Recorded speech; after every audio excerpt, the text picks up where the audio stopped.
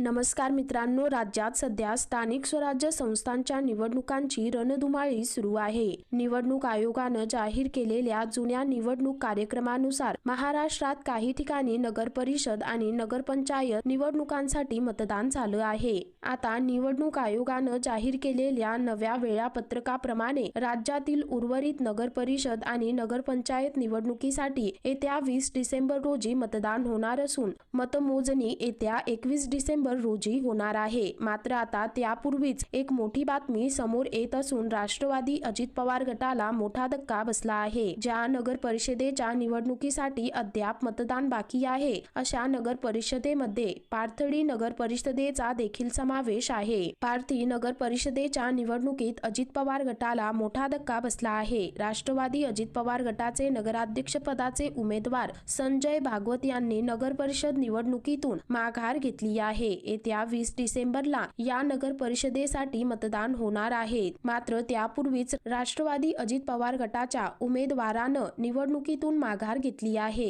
या नगर परिषदेसाठी राष्ट्रवादी अजित पवार गट, भाजप आणि राष्ट्रवादी शरद पवार गट अशी तिरंगी लढत होणार होती। मात्र आता अजित पवार गटाच्या उमेदवारानं माघारी घेतल्यामुळे इथे दुरंगी लढत होणार आहे। मात्र यामुळे उपमुख्यमंत्री अजित पवार गटाला मोठा धक्का बसलेला आहे। तर मित्रांनो, एकंदरीत संपूर्ण प्रकरण पाहता या संदर्भामध्ये तुमची काय प्रतिक्रिया आहे खाली कमेंट करून नक्की कळवा।